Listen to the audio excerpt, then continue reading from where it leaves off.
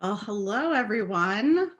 Elizabeth, you're a little fuzzy. I know that happens sometimes, and I don't know why.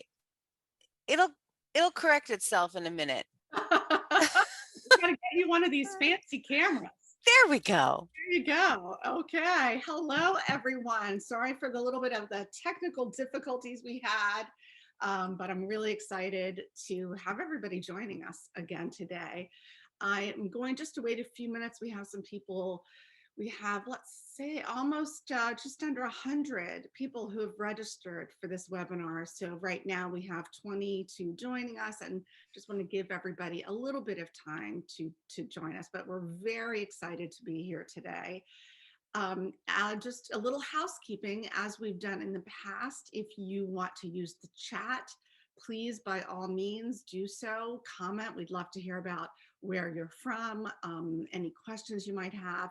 If you want to speak to us privately, you certainly can do that. Otherwise, make sure you put the chat to everyone. You can also put questions in the Q&A, and those questions can be anonymous. So if you'd like to ask some anonymous questions, we will do our best to get to that. So just wanted to let you know, you can use both the Q&A and the chat. I'm not really good with the raise the hand feature, so I'll see what I could do about that. I also wanted to let you know that Lisa Unger, who is one of our team members on the Youth Mental Health Project, is on the call, and she's going to act as my Zoom producer. So keep an eye out for Lisa's in the chat. She will be putting things in the chat like our website or email information, the information that some of the information we talk about. So Lisa Unger, thank you so much for joining us today as our tech Zoom producer. It's good to have someone else on the webinar helping us go through some of the technical things. So okay, I guess we should just, hello, Lila from West Virginia. Let's see where everybody else is from. We would really love to see where everybody is from, or just a quick hello. New York City, great to have you from New York City, the Bronx, Michigan, Westport, Connecticut, all amazing places. I am actually sitting here today in Milford, Connecticut, and we're welcoming Elizabeth from Hawaii. Where in Hawaii are you, Elizabeth? I'm on the island of Oahu, which is where Honolulu is. And I live about 20 minutes outside the city. Wow, that's incredible. I'd really love to be there right about now. Someday we'll get to Hawaii.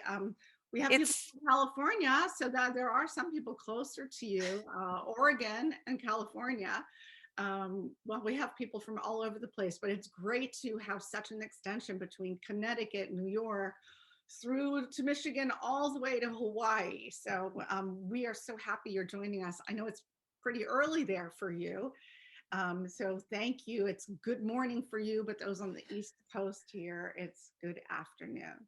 All right, well, I guess let's just dive in. So for those of you who were not able to join our part one, or were not able to view part one of this webinar series, I encourage you to do so. We do have a recording that is on YouTube, and Lisa, maybe you could put a link to that YouTube recording in on the chat, where Elizabeth, Erica, and I had a great conversation. Elizabeth is the executive director of the Juvenile Bipolar Research Foundation, and we had a fantastic discussion about understanding juvenile bipolar disorder, and specifically this subtype of fear of harm. And it's a fascinating topic. We really just skimmed the surface, and what can you do in 1 hour, right, Elizabeth? right. What we found is we had so many people asking so many questions that were amazing questions we didn't have time to get to. And so here we are, part two. So maybe we can start with just a basic, summary of that hour. For those of you who just need a little bit of background, we could do a little recap of the basics of what we learned about juvenile bipolar disorder.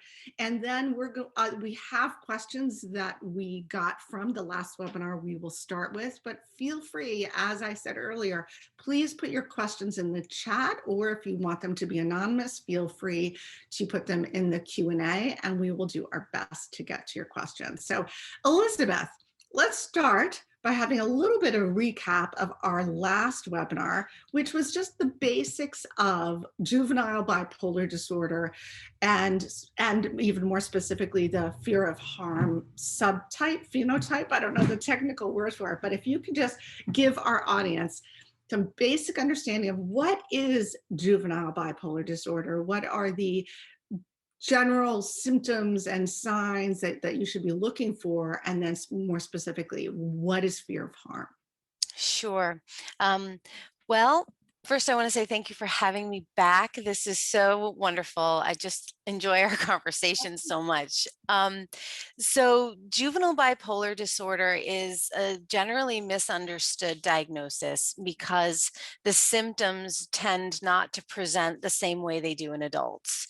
So most people are familiar with the idea of bipolar disorder, which used to be, called colloquially, I can't say that word, manic depression. It's manic episodes alternating with depressive episodes, which last for, weeks or months at a time. And people become very expansive. And in the manic episodes, spend a lot of money or become hypersexualized or have, grandiose ideas that they're going to be president next week.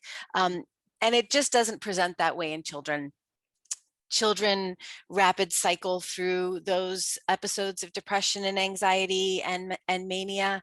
And so episodes can last for 45 minutes at a time and then pass. And so they're very often mistaken for other disorders that are more common or more frequently seen, like ADHD. The hyperactivity gets confused.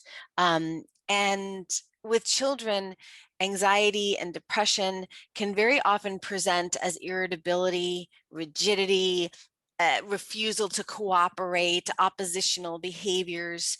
And so those get mislabeled as things like oppositional defiant disorder, or, if you have people who aren't, really inclined to think in terms of mental health, they think, well, this is just a problem kid who won't cooperate. And we talked about bad parenting, right? Yes, parents. Not that we think that there's bad parenting, but the behaviors that children exhibit that are part of either mania or depression, the anger, the irritability, can look like behavioral problems. And as a society, we tend to think of that as an issue of bad parenting. We believe that at the Youth. No, no. So I just wanted to clarify for someone who didn't hear the whole right. No, absolutely. It has nothing to do with parenting skills at all. In fact, kids who are struggling have, loving parents who usually are turning over every rock looking for a solution. But because the solutions they're being offered by the providers that they reach out to aren't designed to treat childhood bipolar disorder, those interventions probably aren't working. And so rather than re-examining the whole, very often it's much easier for the powers that be to say, well, you're not following through, you're not being consistent, you're not disciplining enough. I got that a lot. Yeah. Yeah, and I said it, as I said in the last one, for those of you who are new, my son was diagnosed with bipolar disorder as a very early on, by the time he was 11. And for years before that, the anger, the irritability, the the kind of behaviors that we were seeing, nobody recognized could be symptoms of bipolar disorder. And it is very difficult to tease those things out in children because they do look so different than they do in adults. And we talked at the last webinar about how the irritability and the anger and those kinds of irrational episodes, that is, it could be mania, it could be depression.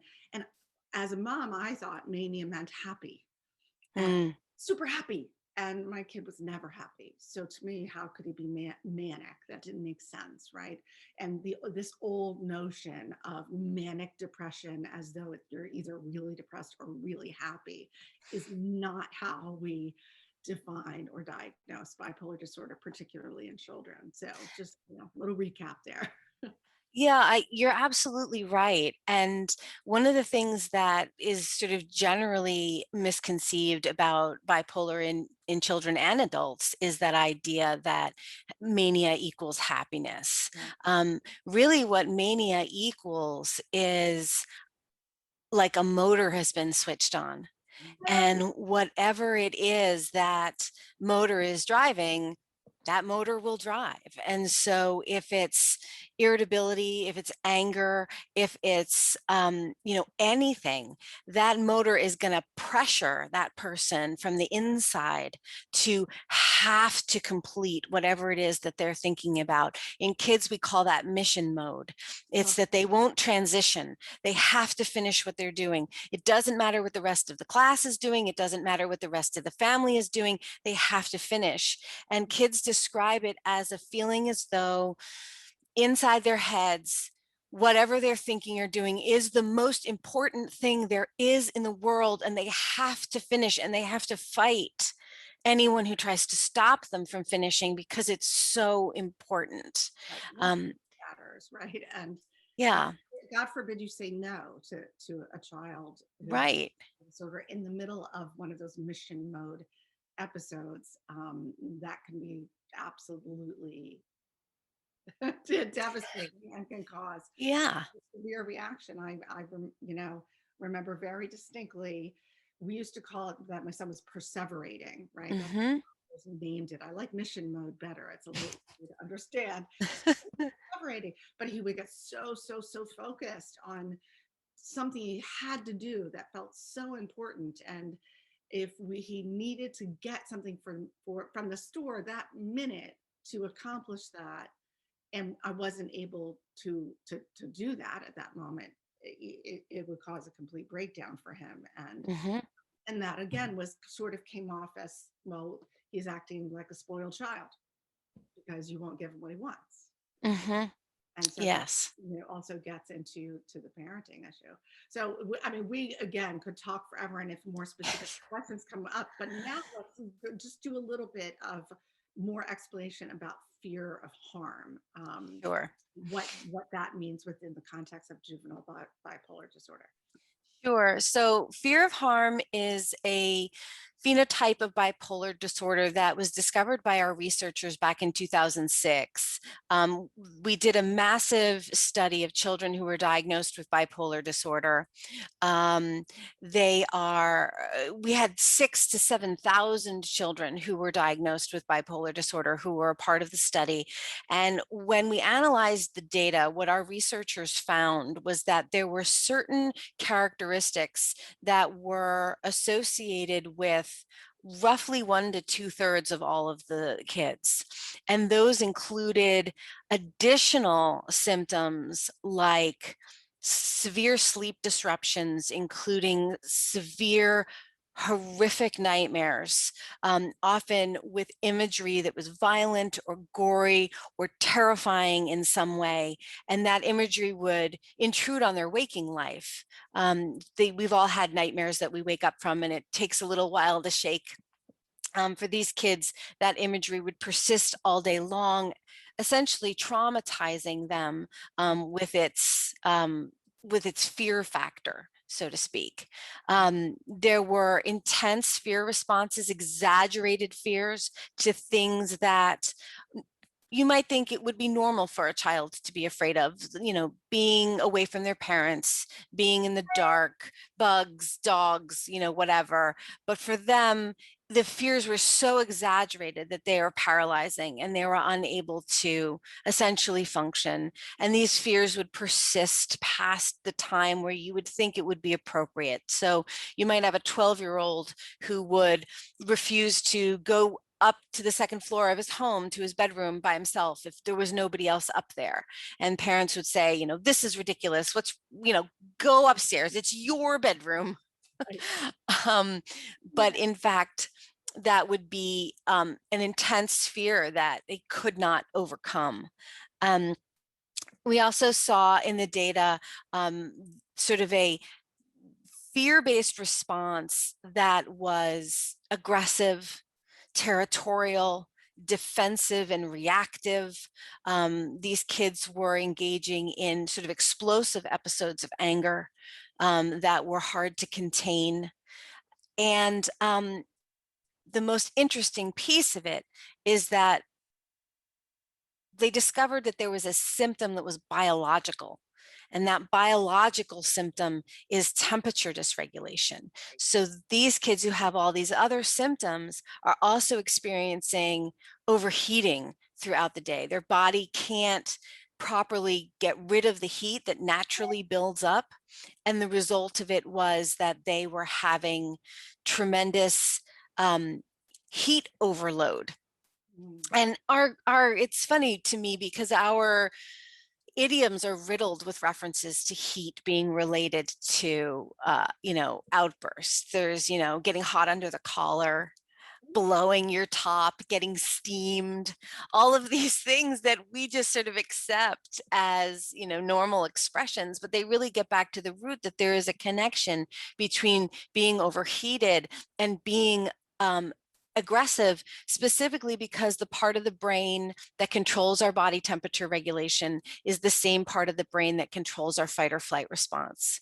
So what we're finding is that kids who have fear of harm are having this body temperature dysregulation, which is triggering essentially a misfiring of their fight or flight response, and they are living in fight or flight mode all of the time.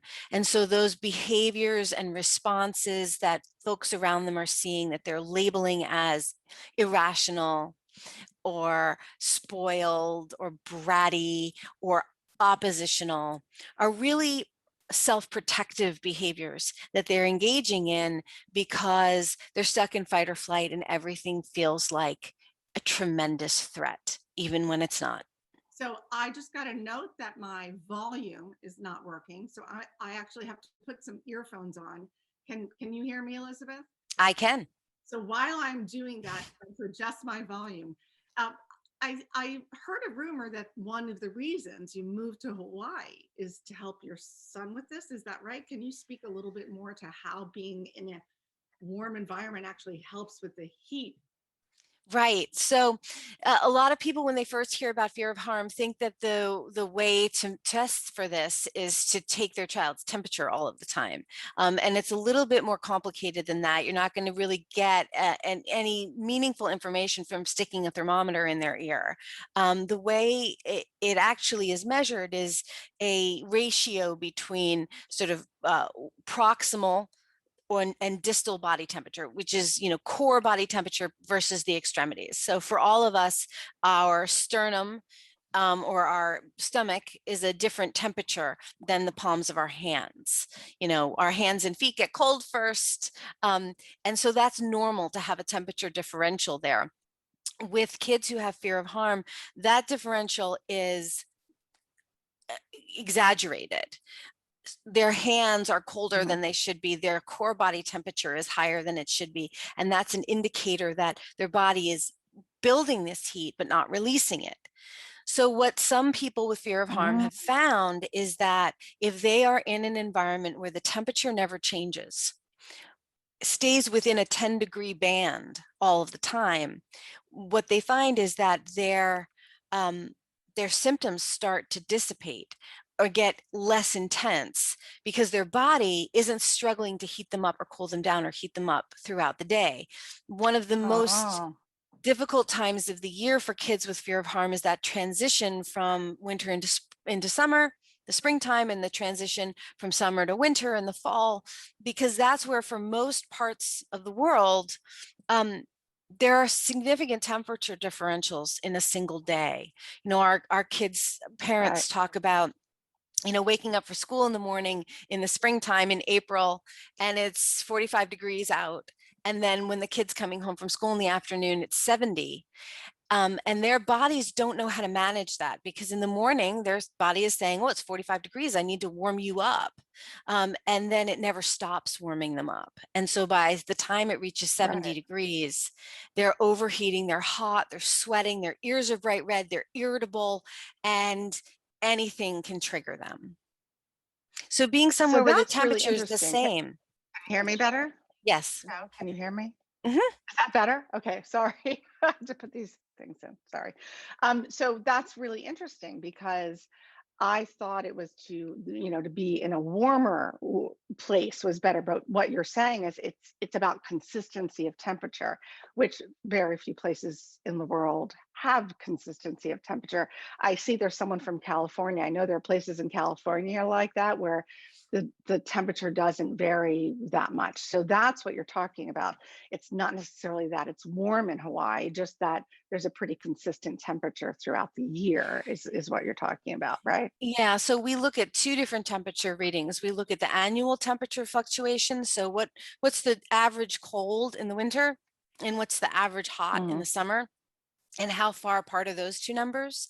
And then we also look at what's called the diurnal temperatures, which are the daily temperatures, which is what's the low for the day and what's the high for the day. And there's actually a third measure that we have parents who are undergoing treatment track, which is the dew point, which is the temperature at which dew evaporates, because evaporation is Oh, so wow. important for controlling body temperature. That's why we sweat. We sweat to Right. have that water evaporate, and that cools us. And so if you're somewhere where it's so humid that your sweat doesn't evaporate quickly or Hmm. easily, that is going to increase overheating. So, my son's hands are really sweaty all the time. Hmm. Is it that type of thing where, I Yeah, mean, he just has sweaty hands? it can And I be. never really understood. Yeah. So this is interesting. Someone asked about, did you see a difference moving to Hawaii? And I do want you to answer that question, but I also want to tie into that and remind and just not remind, but reiterate from what I understand that it's the temperature dysregulation is specific to fear of harm subtype of bipolar disorder for children, right? Correct. It's not so there you can have bipolar disorder, you can be a child with bipolar disorder and not necessarily have the fear of harm subtype. And one of the things that distinguishes that subtype, well, there are two. One is that fear you talked about earlier, and then the other one is this temperature dysregulation. So um, just I'm sort of making sure I got this right as your average consumer in the layman's terms, and from what we learned last year, from what you taught us last time at the last webinar. So a lot of the questions were about, okay, so what is the treatment for look like for that? And we talked a little bit about ketamine, but there were some questions about ketamine. And the reason I bring that up is because what I understand from what you said is the ketamine's about regulating the temperature. So getting back to how do you deal with the temperature, because not everybody can move to Hawaii. And then do actually tell us if what kind of thing you have noticed in terms of your own child, if you don't mind sharing what it's been like for him and how whether that's helped. So I'm tying all of that in one big giant question about temperature, fear of harm, ketamine, and moving. Right. So you're So absolutely right. Not everyone who has bipolar disorder has fear of harm. Our data showed us that 1/3 of all folks with it that we studied had all of the markers for it. One third had most. 1/3 had none. are you talking about So markers for what? Markers for for fear of fear of harm? harm, So meaning they the could, the the so they symptoms. had Yeah. bipolar disorder, but not necessarily the markers for fear of harm. Right. Okay. So 1/3 had all of them, 1/3 had most of them, and one Hmm. third had none of them. Okay. So a conservative estimate is that 1/3 of all people with bipolar disorder, not just children, Right. have fear of harm.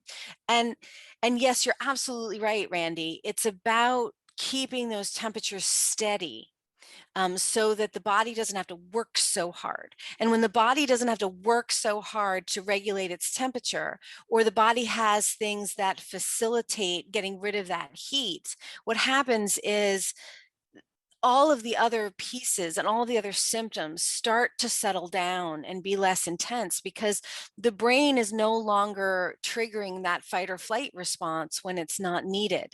And so all of those fear-based reactions are stopping.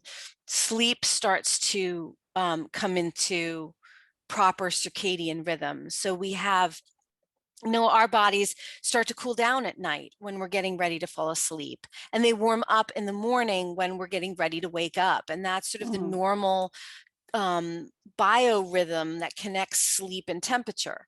For Right. folks with fear of harm, that's disrupted, and at night their body's continuing to warm, so they physically can't fall asleep. Mhm. And in the morning their body stays cold, and so they have difficulty waking up.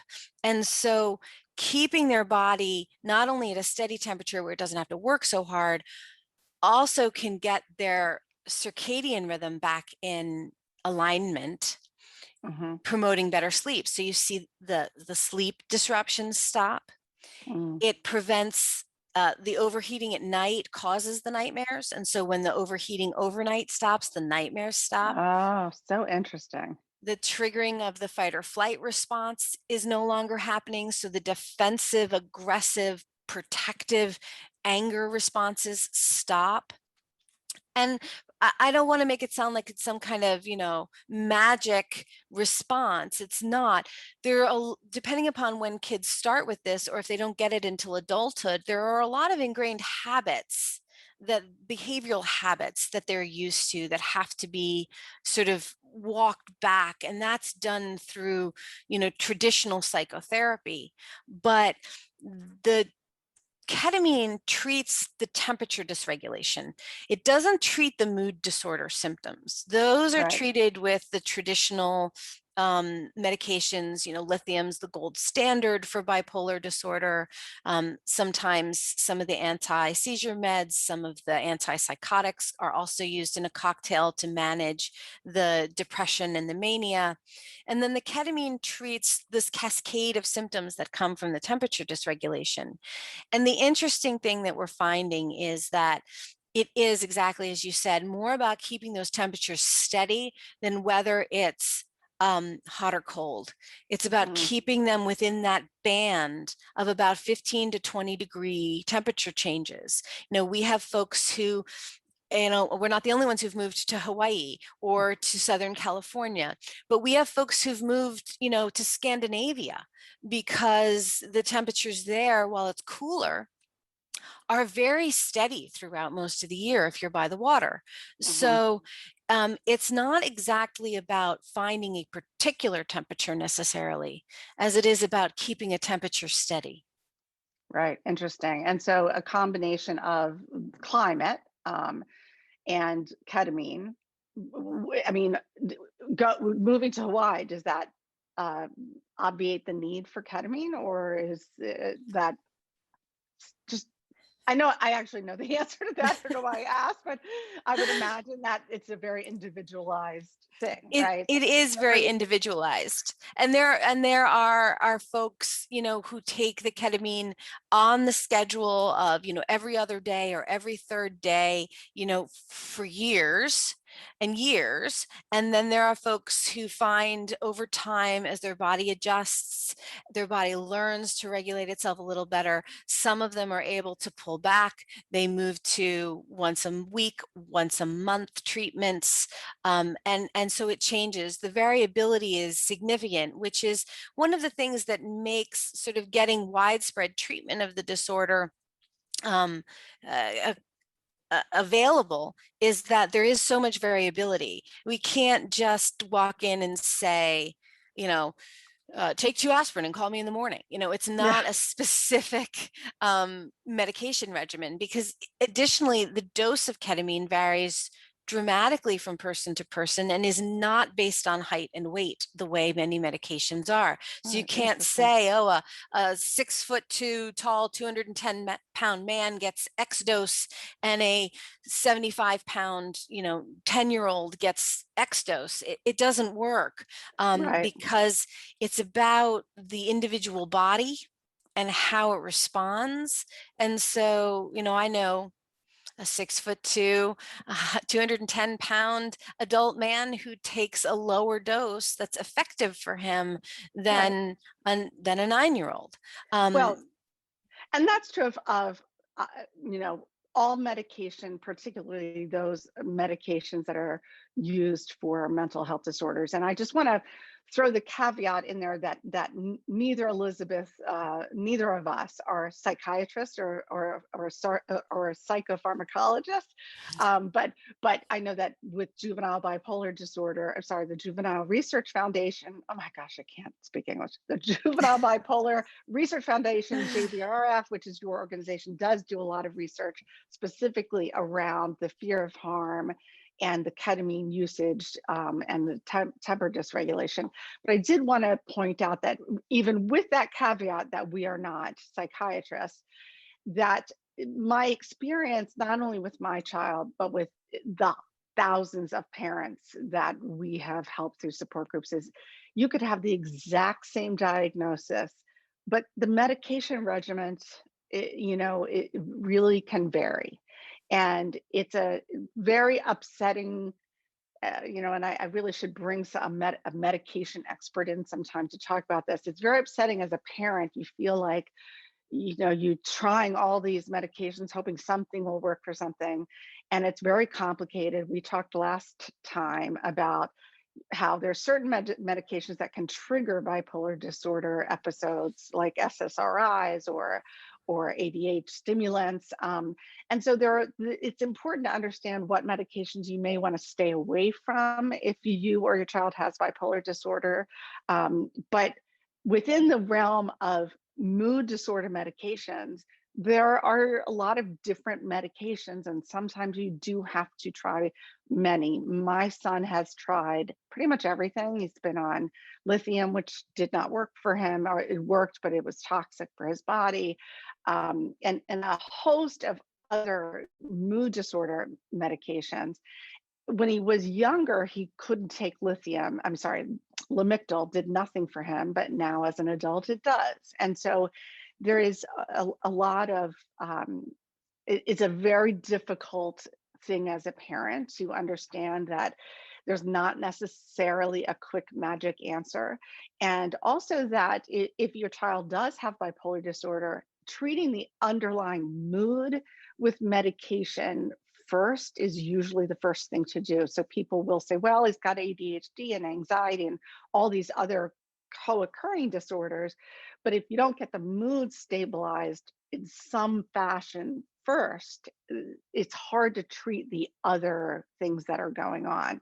And I think you said the same thing, that for a juvenile bipolar disorder, a child who has juvenile bipolar disorder, if you have the fear of harm subtype, the ketamine, the temperature dysregulation, it goes in conjunction with the mood disorder treatment for the mood disorder medication. I'm sorry, I don't know if I had too much coffee today or not enough. And one of the questions I just want to reiterate is fear of harm always part of juvenile bipolar disorder diagnosis? And again, it's not. Your child can have bipolar disorder and not necessarily have the fear of harm subtype. And I wanted to go back and ask more about the medications, but it occurs to me this would be a good time to talk about. You have on your website a questionnaire that you can take, right? That will help sort of, and I guess that gets to the question of how is this diagnosed, and how can you tell whether, whether your child could fit into this possible subtype? Can you tell us a little bit about the questionnaire that you have on your website? Sure. It's actually not on our website. We have Oh, links to it. We oh, have okay. links to it there, but it actually takes you away from our website. Oh, Um, okay. so And maybe that's not the right place to start. Maybe if that's not it, speak to what is the right place to start if you want to kind of dig into if this could be a possibility, so if the you're a parent. Yeah, the measures that we link to are called the Child Bipolar Questionnaire and this one's a mouthful, the Janie and Jeffrey Illustrated Interview for Children, which we just call the JJ. So what they are measures that help to identify bipolar disorder in children. The Mhm. Child Bipolar Questionnaire is taken by parents, and Right. it is a way to measure behavior and to categorize it essentially into the various diagnostic criteria so that you can see clearly from how it's presenting in your child whether or not this diagnosis of bipolar disorder makes sense. The JJ is actually unique in that it's the only measure for bipolar disorder that's ever been created specifically for children. And so this measure is actually taken by the child. And the Mm, questions are asked in a different fashion. They're asked in, sometimes I feel like, and then it describes a feeling or mm, experience. And then there's a cartoon drawing that goes along with it. So they can have a visualization of what they might be doing when they're having that feeling. And then they're asked to identify, do I feel this way, all the time, sometimes, rarely, or never, not at all. And so those are terms that the children can understand pretty understand. Right. simply. And what it does is it gives the diagnostician and the person who's the professional in the situation insight into specifically how it's manifesting in that child. And so not only does it give valuable information in terms of diagnosing, but it actually helps the therapist or the psychiatrist treat the symptoms that that child is experiencing, because they're going to manifest differently. We see kids all the time with fear of harm for whom their response, to the fight or flight triggering is flight, and Right. off they go and they retreat. And then they're the kids whose response is fight. And that is a very different response. Right. That's combative and aggressive and angry. And so someone might look at that and think, oh, well, these are two separate problems. Right. But by being able to sort of chart it the way that the questionnaire lays it out, allows you to see the interconnectivity of the symptoms, but also Mm, allows you to get them specific to that child. that's Um, great. so you can Li- find, I Lisa just put the links in the chat for everyone to see. So there are links in there. If anybody's interested in checking that out, both through JBRF and also the bpchildresearch.org. So that's really, really interesting.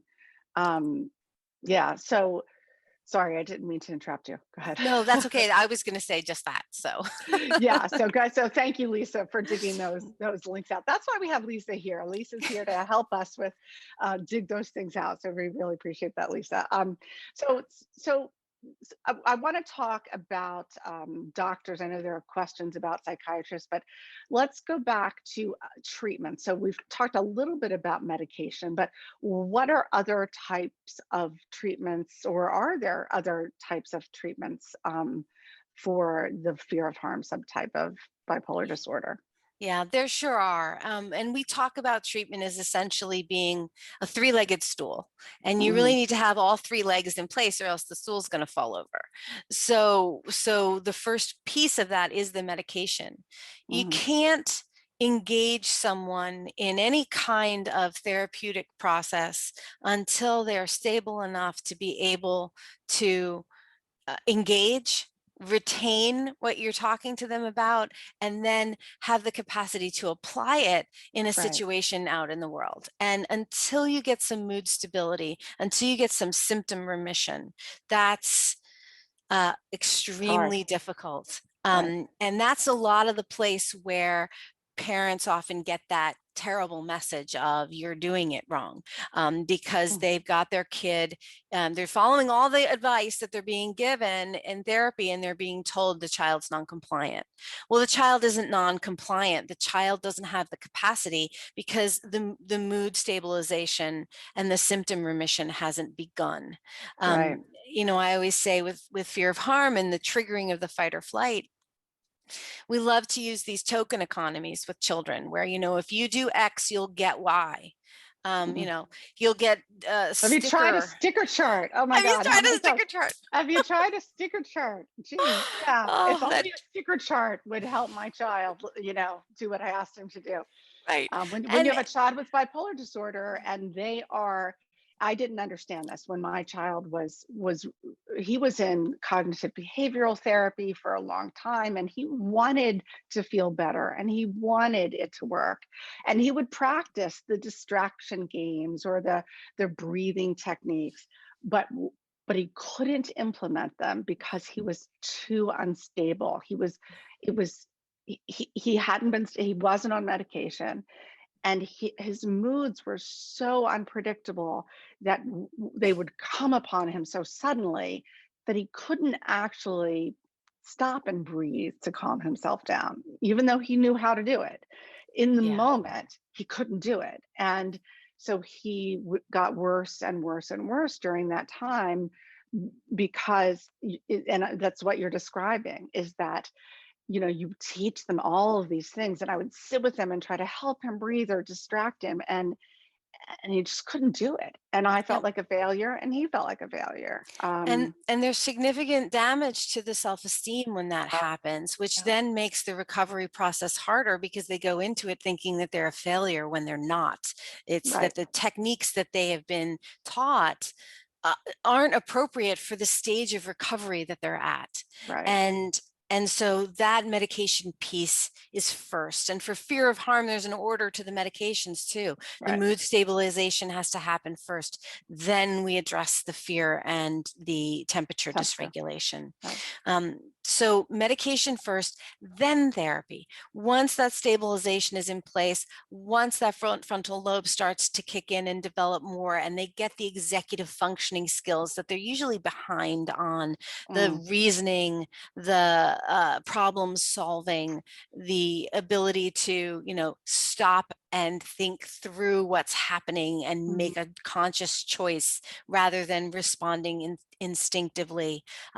When that kicks in, then they're able to do exactly what you described, implement it when they're under distress instead of yeah. having the distress wipe everything away.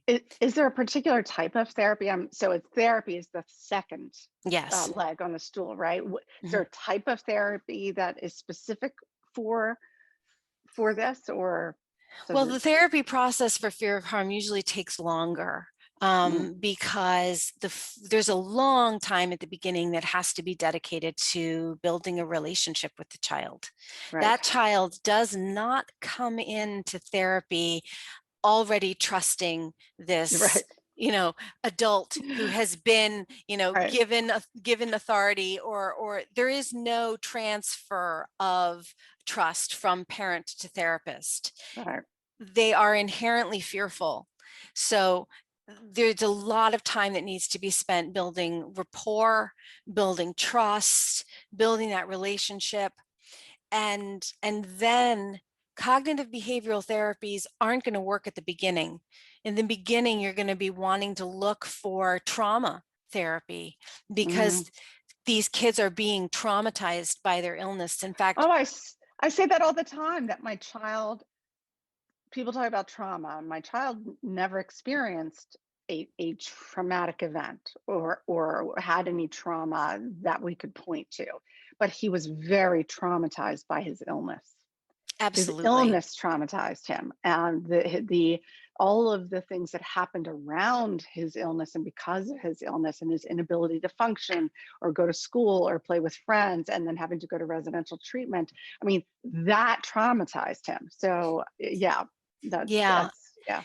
And with fear of harm, the nightmares that these children have are Oof, almost traumatizing. always about themselves or someone they love dying in some Right. gruesome way that they are forced to witness. And unlike the rest of us, when we are having a really bad dream, our brain kicks in and says, That I'm was not the doing dream. this. Yeah. And you wake up. Right. They don't. They Ugh, stay in that dream. They are experiencing sleep paralysis and they cannot wake themselves up. And they experience that dream to the gruesome end. And their body processes it as though it really happened. right. And so they carry that around with them all of the time. That Right. trauma is in them. So So trauma-based therapies are an effective place to start. that's great. And then perhaps CBT or DBT is dialectical behavior therapy, right? Um, DBT is really good because it focuses on the body and it helps them develop an awareness of when they're getting hot, an awareness of when they're getting cold, an awareness mhm, of when they need some kind of physical calming. mhm, So that can get ahead of the symptoms. You know, kids who do that with fear of harm, they'll say like, I'm getting hot. I need to go get a glass of ice water, or I need to put mhm. my cooling towel on, or I'm going to go take a shower to cool down, because they're able through the DBT to recognize those symptoms are Right. starting to emerge and they can then nip them in the bud. So it becomes like symptom management. Right. So I'm just trying to keep in within time, because I know there's so much more to unpack, but because we only have about 15 minutes left, I'm going to speed up a little bit, and then yet I'm also going to go backwards. And I'm going to say, when it comes to therapy, I like that you said it takes a long time, and particularly it takes a long time for a child to develop a trusting relationship. That being said, um, you want to make sure when you're searching for the right therapist that you are trying to work with someone who is trauma informed and works either with CBT or DBT, or someone put in the IPSRT. Um, I don't know what that is actually. So also IS EMDR can be and useful. EMDR. Yeah, what is IPSRT? That's Um, I feel I terrible. I don't can know that. I can never remember what it stands Interpersonal for. Thank you. social Oh, rhythm. rhythm Thank there. you. Thank you, Carissa. Thank you. Interpersonal social rhythm therapy. That's fascinating. I have to learn about that. I also always That was forget one of, what EMDR stands for. yeah, I get yeah, eye movement and then I forget. But yeah, it me doesn't too. matter because But it's just the letters. But but one of the things I really want to point out as a parent is something I say all the time, and I think is so important. Trust your gut. I spent a lot of time with the wrong doctors. And when I say wrong, they were wonderful, caring doctors with degrees from Harvard and Princeton and Yale. I mean, smart doctors. But they didn't get my kid, and Mhm, my kid didn't get them. And I knew it, but I didn't trust myself. I didn't trust the gut feeling that I had that this wasn't working, and I was too exhausted to try to find a new doctor, right? mhm. So, um, be the captain of the ship as a parent. Trust your gut, and know that you're allowed to interview therapists. You're allowed to ask questions about what they believe in, don't believe in, and engage with you. One of the great comments earlier was, what do you do when you've got doctors who are all working in isolation? You've got the pediatrician over here and the therapist over here and the psychiatrist over here, and none of them will talk to each other. And it's very frustrating.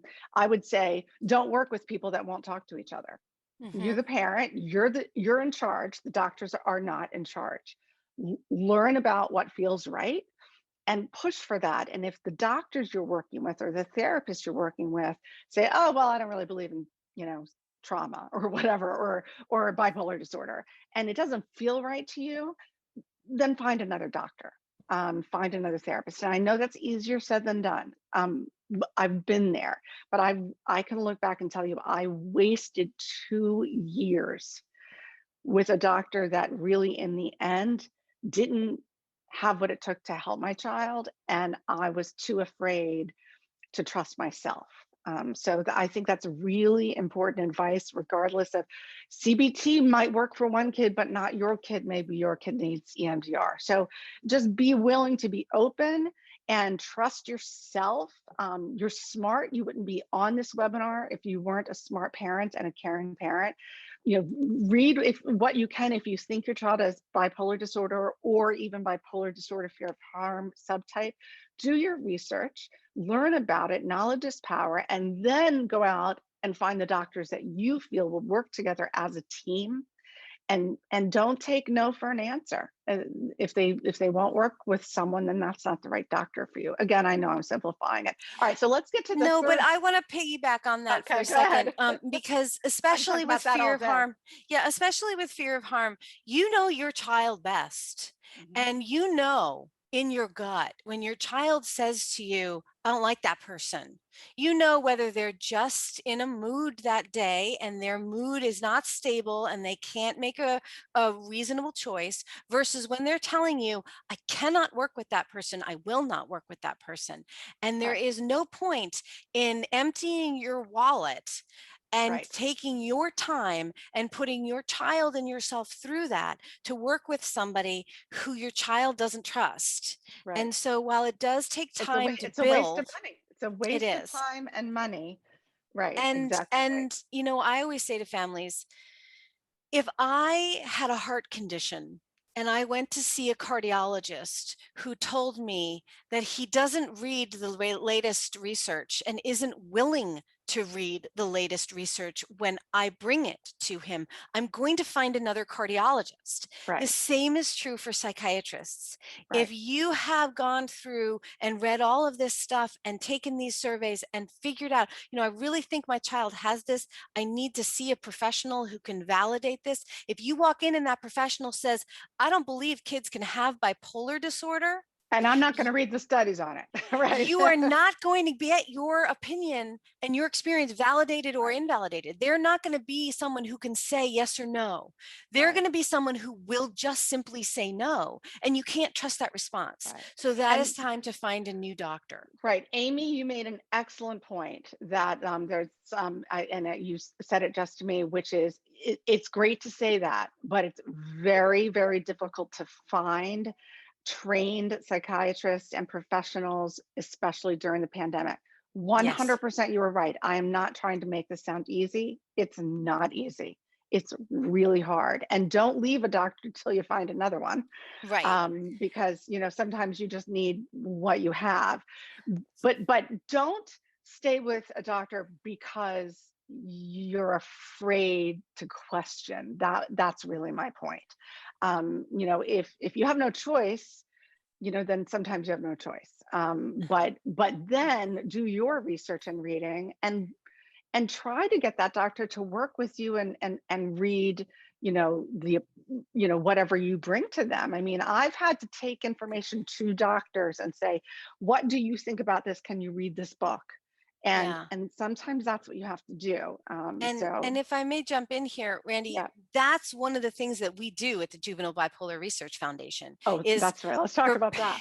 for parents who have children with bipolar disorder and children with fear of harm. We work with you. We have an advocacy program specifically for families where you come to us and we work with you to educate your Right, providers on what bipolar disorder looks like in children, what fear of harm is, how it's identified, how it's treated, so that you don't have to be, look, I'm a mental health professional. I've been a right. mental health professional for 20, well, more than 20 years now. And I have a Thank you. child who is a mental illness. And even with all of the credentials after my name, none of my child's providers would listen to me.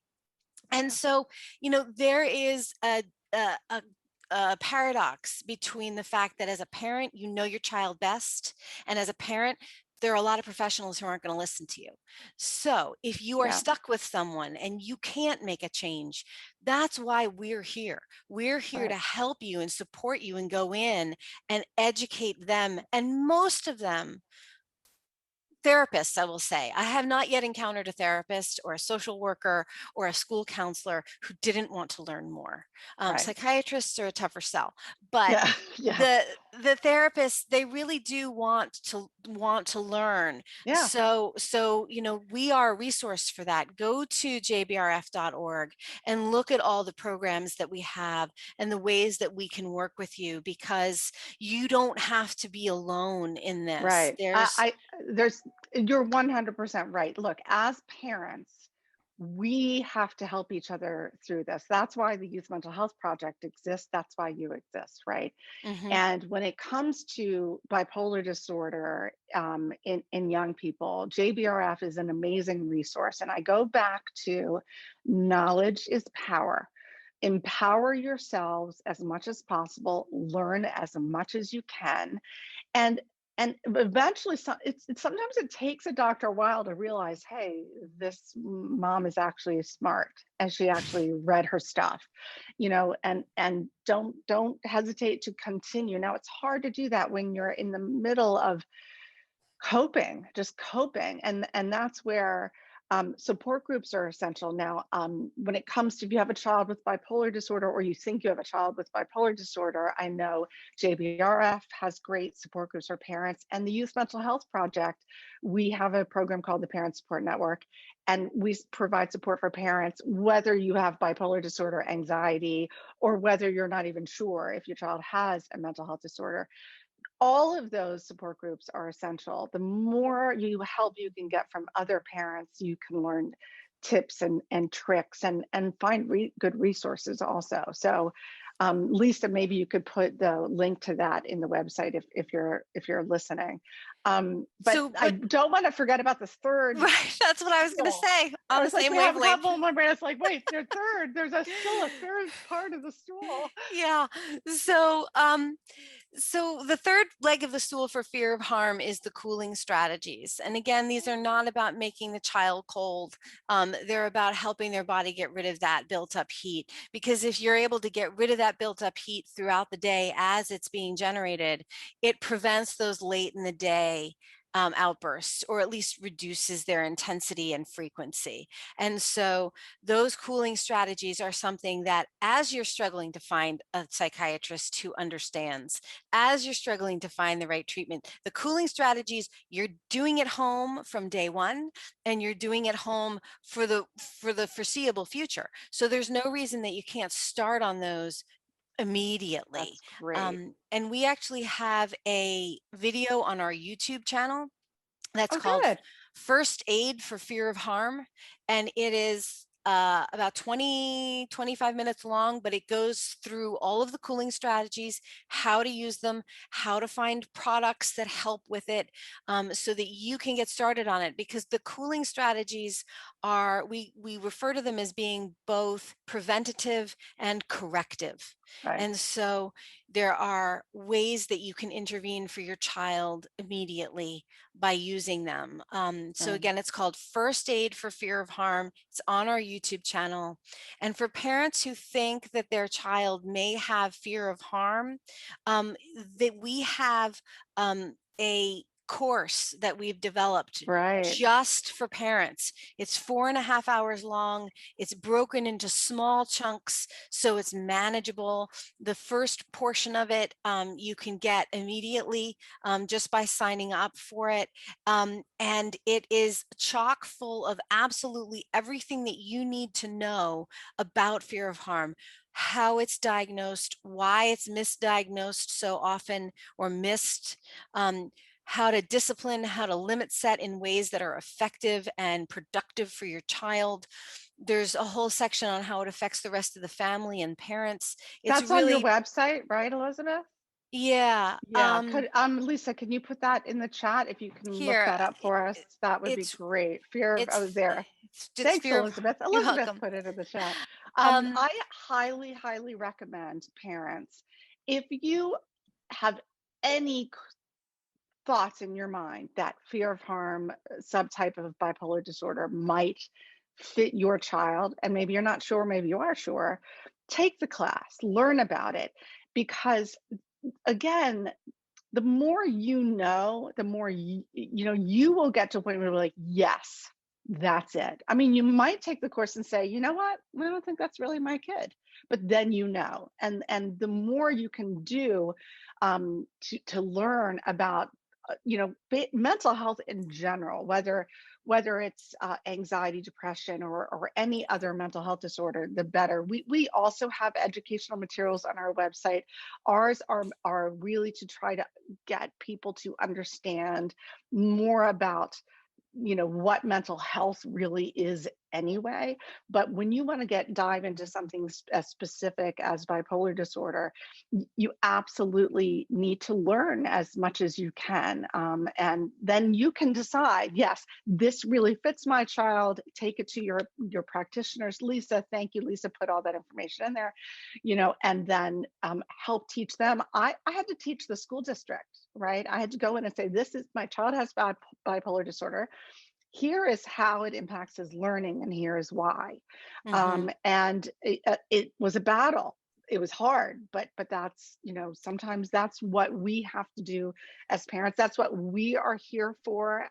Both Elizabeth and I, we do this work because we're parents and we've been down the road. Someone asked how our kids were. I'm just going to start and say, I have a 21-year-old, turning 21 next week, actually, a 24-year-old and a 26-year-old. So my middle son, who's 24, was diagnosed with bipolar disorder at 11 years old.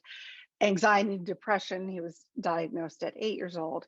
And so I've been down this road a long time. One of the parents put in a question to us, or a comment, that knowing there are others out there like us is really important. And I'm going to tell you that it really is.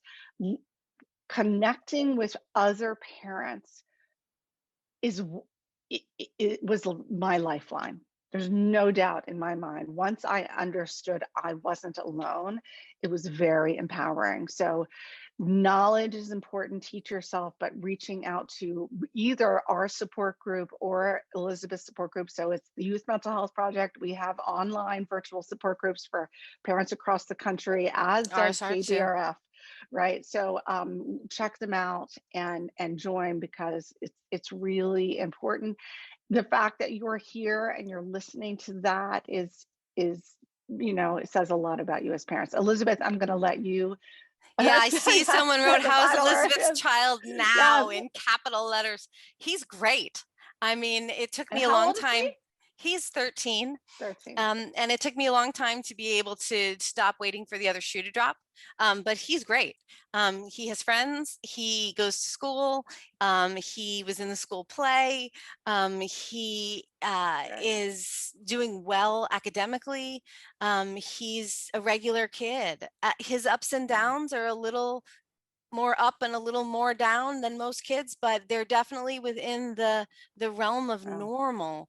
And it is just absolutely, I mean, it moves me to tears sometimes just when I say, "Hey, it's time for you to go take your shower," and he says, "Okay," and right. he gets up and he goes and he does it. Oh, Because yeah. he's okay. He stays home alone sometimes. Oh, He's doing really, really well. And I will say that it, it's it's because um, it's because we did the work to find the right practitioners. Um, right. they We couldn't have done it by ourselves. No Mm, matter how much we put into it, we couldn't have done it ourselves. We had to find the right practitioners. We had to knock on their door until they would listen. and right. and that, as Randy said, that's part of why we do what we do, because we want to make sure that nobody else has to struggle the way we Right. did to get treatment that works. and That's and part exactly of right. what we do at the foundation is we don't just help parents, we help practitioners. And Right. so we have a course for parents, we have a course for practitioners, we have support groups for parents, we have peer supervision groups for practitioners. We That's so great. will go out there, and if you have a practitioner who says, "Yeah, this does sound right, but I don't Right. know how to treat it," we can go in and they can learn how to treat it. Right. So in that That's just respect, you're not amazing. alone either. Yes, and I thank you so much. Bipolar disorder, particularly in children and adolescents, teenagers, young adults also, is very complicated. It's very nuanced, and it's I'm grateful that the juvenile bipolar disorder is there as such a great resource for parents. And you're right, that's why we do what we do. You and I, Elizabeth, as moms, we've struggled, and if we can help one parent, right, one family, and I believe we help more than that, to know they're not alone and they can get through this journey, and here are things we can maybe help ease your path a little bit more. My son was ill very young. Yeah.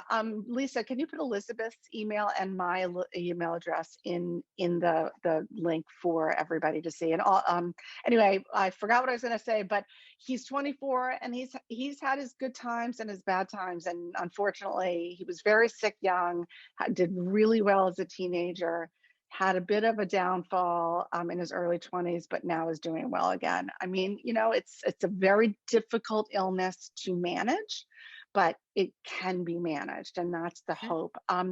So feel free to get in touch with us. For those of you who asked about a certificate of completion, if you would send me or Lisa Unger, Lisa, I don't know if you had a chance to put your email address into the chat. We'd be happy to send you a certificate of completion. We don't have CEUs available, but we can give you a certificate of completion for attending the course. So feel free to reach out to either me or Lisa for that. And did you get It, Elizabeth?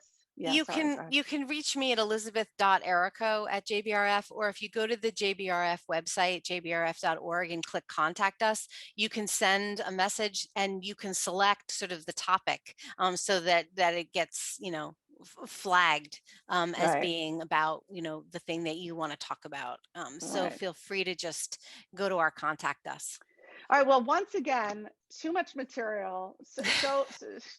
Too many questions, so little time. Elizabeth, it's always great. For those of you who are interested in more, of course, check out the JBRF's website, our website. But if you have an idea for more of a specific topic on a webinar, I'm sure I can drag Elizabeth back. We'd love to have her back. Or if you have ideas for other people who would like to join us to do webinars on a different topic, we're very open. We want to help educate the community as much as possible, and let parents know they're not alone, and do our best to help them. So thank you for joining us, everyone. And Elizabeth, thank you so much for sharing all of this wonderful knowledge. Thank you Really for great. having me, Randy. I All right. really enjoy it. I love talking to you. I It's have to so keep great. doing it. Yeah. Okay. All right. Take care, everyone. Have a great afternoon. Bye. Okay. Bye.